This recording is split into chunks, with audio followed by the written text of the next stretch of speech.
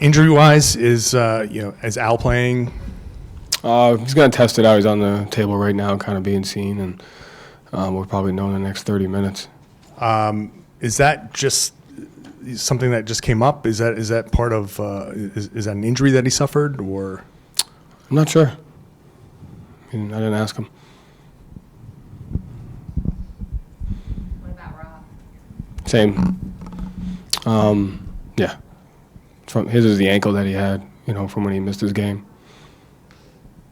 What kind of predicament does that put you guys in depth-wise? Thank you, Jeff, especially in the front court. Go in with 12 active guys, and if they don't play, we'll have 10 active guys.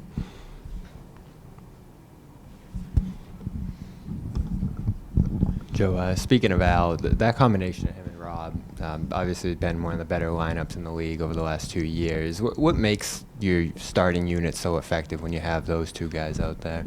Yeah, they're really good players on both ends of the floor. Obviously, their defense, Rob's rim protection, Al's rim protection. I think both of them are able to play different coverages, which allows us to match up differently and allows us to be aggressive on the ball.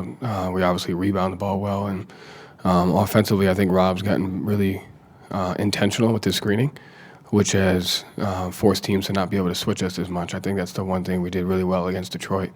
It allows out of space a little bit more. And so I think both those guys have just made a conscious effort to really growing on the offensive end with their screening. And then they're both so versatile defensively. You've done some other combinations, I guess Luke and Al being the main one to kind of have double big in other spots, Grant, Al, whatever combination you can throw out there. How do those kind of compare? Can you do some similar things with groups like those? I think so. I think, when Luke's on the floor, we're 1.09 defensively. Offensively, I think we're 1.15. And so it's obviously not the same numbers, but they do a great job. And so I don't think we lose much. With whoever's out there. And it's just a testament to how they play. I think Luke's in the same category as Rob, where he's really learned how to screen versus different coverages. I think Grant's screening versus the switching is been effective for us. When Blake's on the floor, we're 1.21 on offense. So, all those guys bring different stuff, which kind of complements our guards.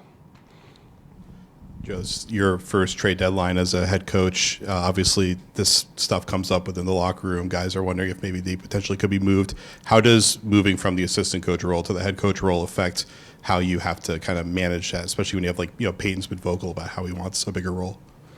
I think just be there for the guys if they want to talk, if they need someone to listen to. Like you said, as an assistant, I was kind of dealing with one-on-one relationships and dealt with a couple of guys where they were involved in those, and you just have to kind of be there for them to listen. And I think it's the same thing as a head coach. You just got to understand that's part of the business, but at the same time, they're people, and so whatever they need, you just got to be there for them.